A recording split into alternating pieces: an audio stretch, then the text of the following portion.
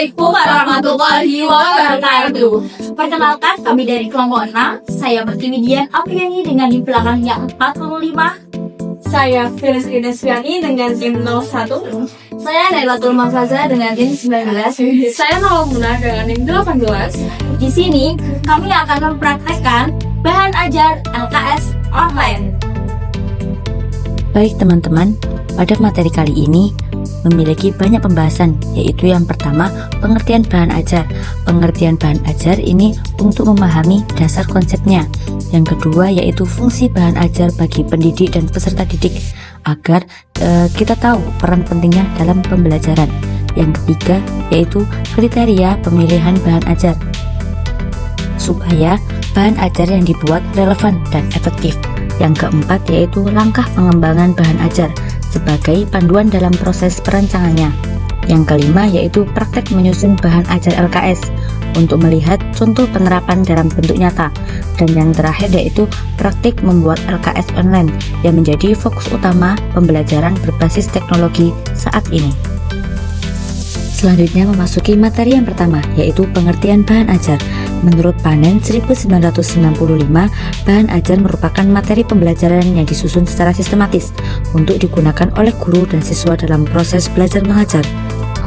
Menurut Widodo dan Desmadi, bahan ajar adalah seperangkat alat pembelajaran yang berisi materi, metode, batasan, serta cara evaluasi yang dirancang secara menarik dan terstruktur guna mencapai kompetensi tertentu.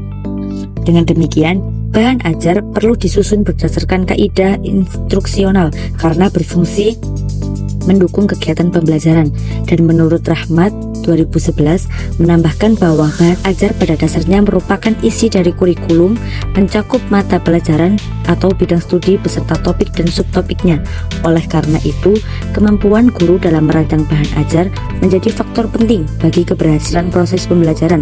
Secara umum, bahan ajar dapat dipahami sebagai segala bentuk materi yang disusun secara sistematis agar siswa dapat belajar mandiri sesuai dengan tuntutan kurikulum yang berlaku. Materi ke selanjutnya. Menurut Green dan Pretty, tarikan tahun 1986 mengemukakan fungsi bahan ajar secara lengkap. Ada 6 fungsi. Yang pertama, mencerminkan suatu sudut pandang yang tangguh dan modern mengenai pengajaran. Yang kedua, menyajikan suatu sumber pokok masalah atau subjek matter yang kaya. Yang ketiga, menyediakan suatu sumber yang tersusun rapi dan bertahap mengenai keterampilan-keterampilan ekspresional. Dan yang keempat, menyajikan bersama-sama dengan sumber bahan ajar lainnya. Yang kelima, menyajikan fiksasi atau perasaan yang mendalam. Dan yang terakhir, menyajikan bahan atau sarana evaluasi dan remedial yang serasi dan tepat. Nah, kalau menurut dari sudut pandang guru dan peserta didik, berdasarkan kepentingan peserta didik, bahan ajar harus memberikan pengetahuan dan informasi secara sistematis dan terprogram. Bahan tersebut mengembangkan berbagai kompetensi peserta didik sesuai dengan pelajarannya, di samping memberikan motivasi di dalam menguasai bahan pelajaran, baik dengan metode ataupun media tertentu. Bahan ajar berisikan latihan-latihan ataupun sajian masalah yang bertujuan untuk memberikan penguatan dan evaluasi kepada peserta didik atas penguasaannya terhadap suatu mata pelajaran. Nah, sedangkan berdasarkan kepentingan guru, bahan ajar memiliki fungsi sebaik untuk menyampaikan materi secara terprogram sesuai dengan tuntunan kurikulum.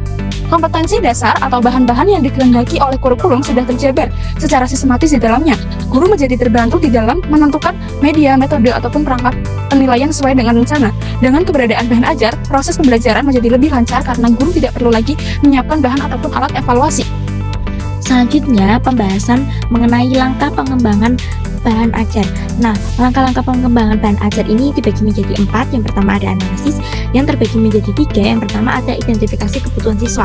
Nah, pasti identifikasi kebutuhan siswa, jadi itu guru harus memahami karakteristik, gaya belajar, dan tingkat pemahaman siswa. Nah, yang kedua itu ada analisis kurikulum. Jadi itu guru harus meninjau kurikulumnya, kompetensi dasar dan indikator untuk menentukan jenis bahan ajar yang diperlukan. Yang ketiga ada riset materi. Nah, kita harus melakukan riset mendalam untuk mengumpulkan informasi dan data terbaru yang relevan. Nah, yang kedua itu ada perencanaan. Yang perencanaan ini merupakan menetapkan tujuan pembelajaran. Jadi itu guru itu harus menentukan tujuan yang jelas agar siswa itu memahami apa yang diharapkan dari mereka. Nah, yang kedua itu ada pilihan metode pembelajaran, yaitu menentukan metode yang sesuai dengan materi dan karakteristik siswa seperti diskusi atau kerja kelompok. Yang ketiga ada memilih teknologi, yaitu mempertimbangkan integrasi teknologi yang sesuai untuk mendukung pembelajaran. Nah, yang ketiga ada perencanaan dan pengembangan. Di perencanaan dan pengembangan ini, yang pertama ada menyusun kerangka bahan ajar dengan membuat struktur yang jelas, mulai dari petunjuk belajar, materi utama, latihan, hingga penilaian. Yang kedua ada susun materi dengan tulis materi yang relevan, menarik, dan mudah dipahami, serta menggunakan bahasa yang komunikatif. Yang ketiga ada integrasikan visual, yaitu menggunakan elemen visual seperti gambar, diagram, dan grafik untuk membuat bahan ajar lebih menarik dan tidak monoton. Dan yang terakhir ada evaluasi dan revisi, yaitu yang pertama itu ada uji coba. Lakukan uji coba bahan ajar baik kepada ahli maupun kelompok kecil siswa. Yang kedua ada kumpulkan umpan balik, yaitu mendapatkan masukan dari uji coba tersebut untuk mengidentifikasi kekurangan seperti dari sisi konten, bahasa, ataupun tampilan. Yang ketiga ada revisi, yaitu melakukan perbaikan berdasarkan umpan balik yang diterima untuk meningkatkan kualitas bahan ajar sebelum digunakan secara luas. Nah, selanjutnya ada praktek menyusun bahan ajar LKS. Nah, praktek menyusun bahan ajar LKS ini terbagi menjadi beberapa tahap. Yang pertama ada tahap awal, yaitu merupakan analisis kurikulum. Jadi kita itu melakukan analisis mendalam terhadap kurikulum untuk menentukan materi. Yang kedua ada yaitu ada perumusan kompetensi, yaitu mencantumkan kata yang jelas dan spesifik yang akan dicapai siswa melalui LKS tersebut sesuai dengan kurikulum yang berlaku. Nah, kemudian kita menentukan tujuan, tentukan tujuan pembelajaran yang spesifik dan dapat diukur dan memandu penyusunan materi dan tugas. Kemudian menetapkan judul, yaitu kita membuat judul LKS yang jelas dan sesuai dengan materi yang akan diajarkan. Yang kedua ada tahapan penyusunan, jadi kita menyusun materi pembelajaran yang ringkas dan relevan diambil dari sumber belajar yang telah ditentukan. Nah, yang ketiga adalah perancangan struktur LKS, yaitu cantumkan identitas seperti nama mata pelajaran, kelas, topik, dan waktu yang dibutuhkan. Nah, yang ada pun hal yang perlu diperhatikan dalam penyusunan ini ada yang pertama itu ada bahasa, yaitu menggunakan bahasa kalimat yang sederhana, pendek, dan komunikatif agar mudah dipahami oleh siswa. Yaitu desain, membuat desain yang menarik dan tidak membingungkan. Yang ketiga ada ilustrasi, gunakan gambar atau ilustrasi yang membantu siswa. Dan keempat ada fleksibilitas, yaitu sesuaikan LKS dengan tingkat kemampuan dan kebutuhan siswa. Terima kasih untuk pemateri sebelumnya. Lanjut langsung saja ke step terakhir, yaitu praktek. Kalian bisa dilihat cara membuat bahan ajar LKS online dengan menggunakan Canva. Pertama menggunakan Canva, yang kedua menggunakan live sheet work. Nah, kalian bisa lihat caranya sebagai berikut. Assalamualaikum warahmatullahi wabarakatuh. Pada kali ini Ibu akan memberikan beberapa contoh pembuatan LKPD dengan menggunakan live worksheet. Jadi live worksheet ini adalah platform yang membantu guru untuk membuat LKPD interaktif yang bisa dikerjakan oleh peserta didik secara online. Baiklah, kita mulai saja. Pertama, kita buka website liveworksheets.com. Kemudian di sebelah kanan atas ada pilihan login dan sign up. Jika kalian belum memiliki akun, silahkan pilih menu sign up untuk registrasi. Dan jika sudah memiliki akun, silahkan langsung saja klik login. Untuk mulai membuat LKPD, pilih menu worksheet, my worksheet, dan add worksheet. Ada 3 tahapan dalam pembuatan LKPD. Yang pertama, upload worksheet background image.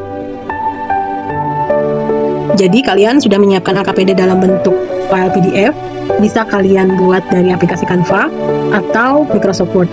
Di sini, Ibu sudah membuatnya dari aplikasi Canva yang kemudian Ibu unduh dalam bentuk file PDF.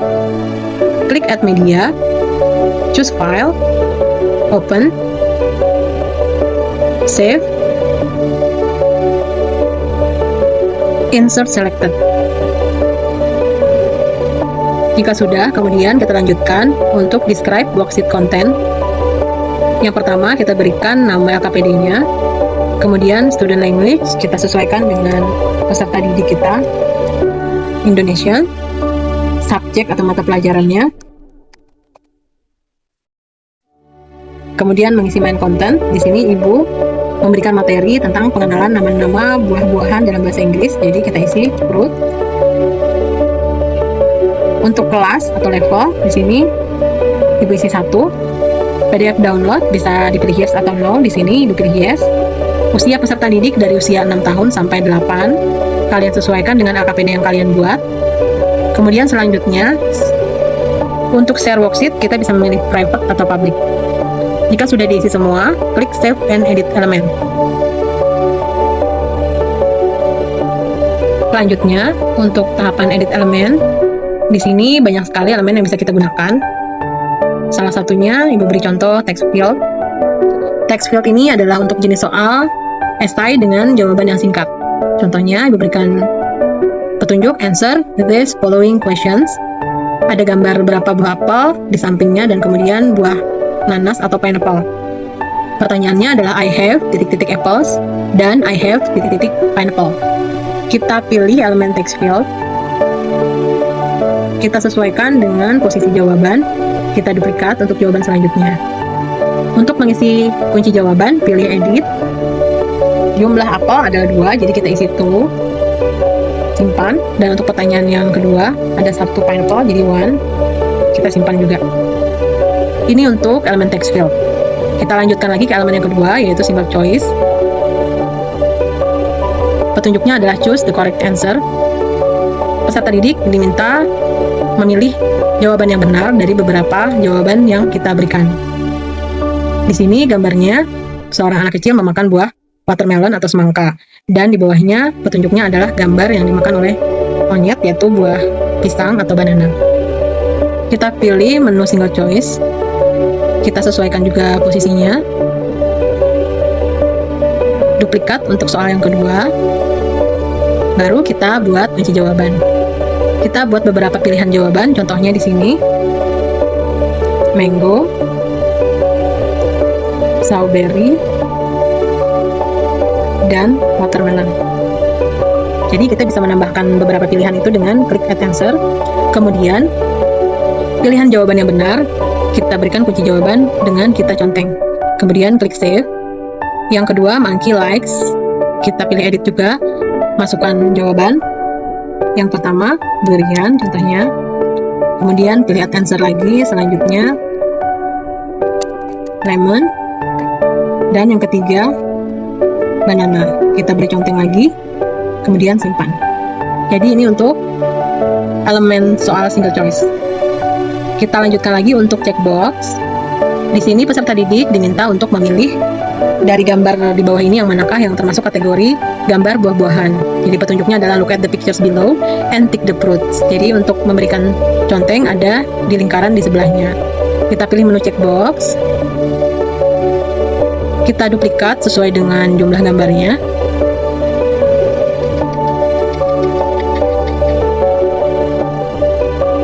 Untuk kunci jawabannya, kita klik edit. Good answer untuk jawaban benar. Dan untuk pilihan yang jawaban salah, kita isi wrong answer.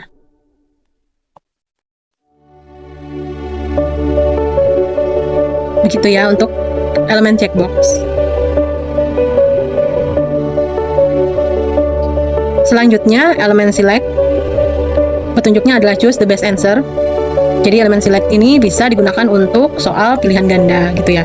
Di sini Ibu membuat berupa gambar yang kemudian peserta didik diminta untuk memilih jawaban di bawah yang sesuai dengan nama gambar buah-buahannya. Kita pilih elemen select. Kita sesuaikan, kemudian kita duplikat untuk setiap nama buah-buahan.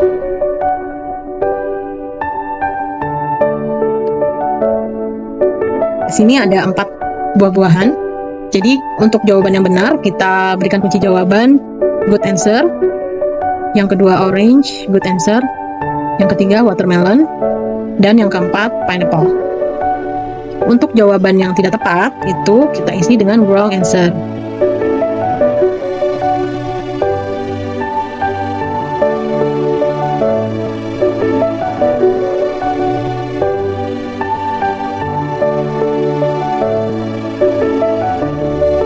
Oke, sudah untuk elemen select. Kita lanjutkan ke elemen berikutnya, yaitu word search. Word search di sini, peserta didik diminta mencari nama buah-buahan yang tercantum di sebelahnya, dipilih atau dicari dalam tabel yang berisi huruf acak. Kita pilih dulu elemen word search. kita sesuaikan tabelnya. Kemudian untuk membuat kunci jawaban, kita klik edit. Di sini kita isi number of rows-nya. Karena ibu membuat 10 kolom, berarti kita isi 10, kemudian simpan. Setelah itu, kita tandai nama buah-buahannya. Sini banana, kemudian watermelon, orange, apple, durian, rambutan, strawberry, mango, pear, dan yang terakhir lemon. Oke, sudah. Begitu untuk elemen word search. Kita lanjutkan lagi. Elemen berikutnya adalah speak. Petunjuknya name the fruits, click to record. Jadi peserta didik mengamati gambar yang ada, kemudian menjawab dengan menyebutkan. Di sini ada gambar buah-buahan, gambar buah kelapa atau coconut dan nanas. Kita pilih elemen speak. Kita bisa sesuaikan dengan gambar yang sudah kita buat. Duplikat. Untuk kunci jawabannya, klik edit, diisi correct answer-nya. Di sini adalah gambar coconut. Untuk bahasa juga kita pilih. Di sini adalah bahasa Inggris. Jika kalian menggunakan bahasa Indonesia, juga ada pilihan untuk bahasa Indonesia. Jika sudah, klik save. Untuk soal berikutnya juga kita isi sesuai dengan bahasanya. Simpan. Untuk elemen berikutnya adalah listening. Elemen listening ini adalah kebalikan dari speaking tentunya. Jadi di sini peserta didik mendengarkan nama buah-buahan yang disebutkan. Kemudian untuk jawabannya dipilih dari gambar yang ada di sampingnya. Untuk soal yang pertama akan disebutkan buah grapes, yang kedua mango. Jadi kita isi kunci jawabannya dengan grapes. Bahasanya juga kita pilih, kita simpan. Yang kedua mango, simpan. Untuk cara menjawabnya, kita gunakan elemen select.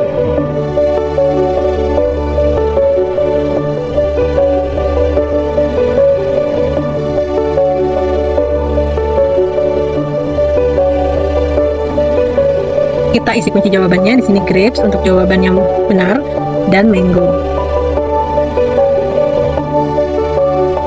Yang lainnya kita isi wrong answer. Begitu untuk elemen listening. Selanjutnya elemen drag and drop. Kita pilih drag, kemudian kita sesuaikan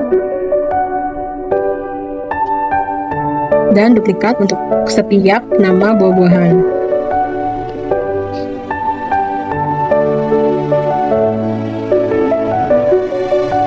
Drag untuk pilihan jawaban dan drop untuk tempat mengisi nama buah-buahannya, memasangkan. Di sini untuk kunci jawaban kita berikan dalam bentuk angka saja. Contohnya untuk buah papaya nomor 1, untuk rambutan 2, mango 3, dan coconut 4. Kemudian kita pilih elemen drop untuk memasangkan. Kita duplikat untuk setiap gambar buah-buahan. Dan kita pasangkan kunci jawabannya. Di sini tadi papaya nomor 1. Berarti gambar papaya kita masukkan value-nya 1. Rambutan kita isi 2. Mango 3. Dan coconut 4. Begitu untuk elemen drag and drop. Kita lanjutkan lagi untuk elemen join. Elemen join ini adalah memasangkan antara gambar dan nama buah-buahannya, memasangkannya dengan menarik garis gitu ya.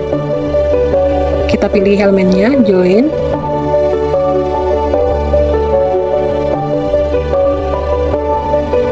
Kita duplikat untuk setiap garis, setiap nama buah-buahan dan setiap gambar buah-buahan.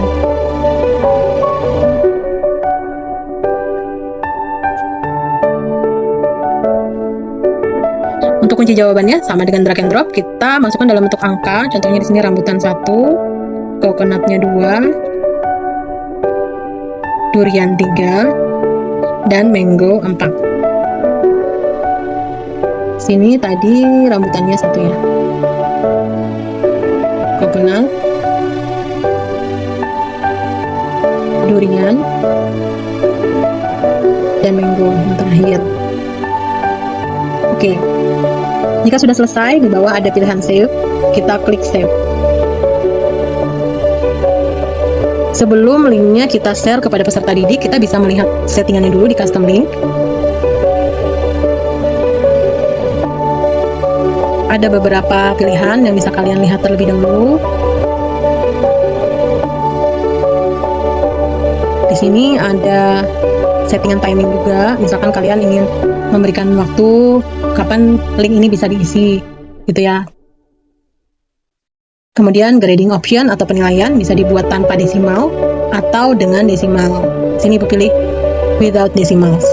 Maksimal skor juga kita bisa setting 10 atau 100. Di sini Ibu isi 100. Jika sudah, link bisa kita copy dan kita bagikan kepada peserta didik. Kita coba link yang sudah kita buat.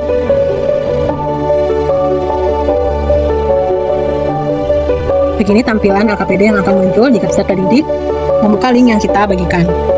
Kita coba mengisi di sini. Tadi jawabannya tuh, diketikkan tuh, dan sini I have one pineapple. Untuk single choice nanti tampilannya akan muncul pilihan jawaban yang kita masukkan. Jadi peserta didik akan memilih di sini Lily likes watermelon dan Monkey likes banana.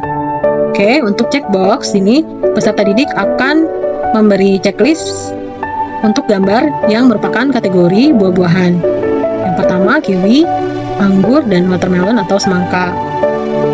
Untuk elemen select, choose the best answer. Di sini sesuai dengan gambar strawberry, kemudian orange, watermelon, dan pineapple. Elemen word search ya. Kita pilih nama buahnya, banana, watermelon, orange, apple, durian, strawberry, mango, pear, dan yang terakhir lemon. Oke, selanjutnya untuk elemen speak, peserta didik diminta untuk menyebutkan nama buah-buahan sesuai dengan gambar. Peserta didik akan mengklik gambar mikrofon di sebelahnya dan menyebutkan nama buah-buahannya. Coconut. Untuk soal yang kedua, pineapple. Jadi, sistem akan mendeteksi suara yang disebutkan oleh peserta didik. Kemudian untuk elemen berikutnya ada listening. Peserta didik akan menyimak atau mendengarkan suara yang muncul jika dia mengklik gambar di sebelah ini. Contohnya, grapes. Kemudian peserta didik memilih sesuai dengan nama buah yang disebutkan. Ada 3 pilihan. Kemudian soal yang kedua. Oke. Lanjutkan dalam elemen drag and drop. Di sini tinggal memilih nama buah-buahan, kemudian diseret ke bawah gambarnya. Ini rambutan, kemudian mango, dan coconut. Untuk elemen join atau mencocokkan pictures dengan nama buah-buahannya, rambutan, coconut, durian, dan mango. Jika sudah selesai mengerjakan, peserta didik akan mengklik finish, kemudian mengisi nama, kelas, dan school subject-nya, bahasa Inggris, dan klik send. Akan muncul konfirmasi bahwa your answers have been sent to your teachers. Good luck.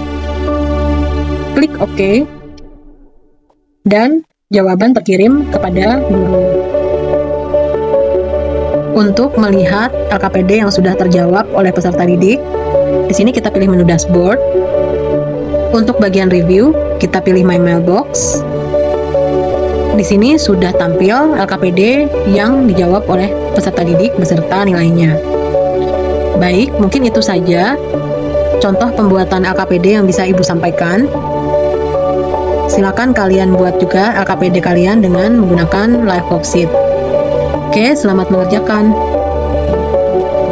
Terima kasih buat pemateri yang sudah menyampaikan materi Selanjutnya saya akan membacakan kesimpulan dari materi kali ini. Kesimpulannya yaitu pengembangan bahan ajar khususnya LKS online berperan penting dalam meningkatkan kualitas pembelajaran.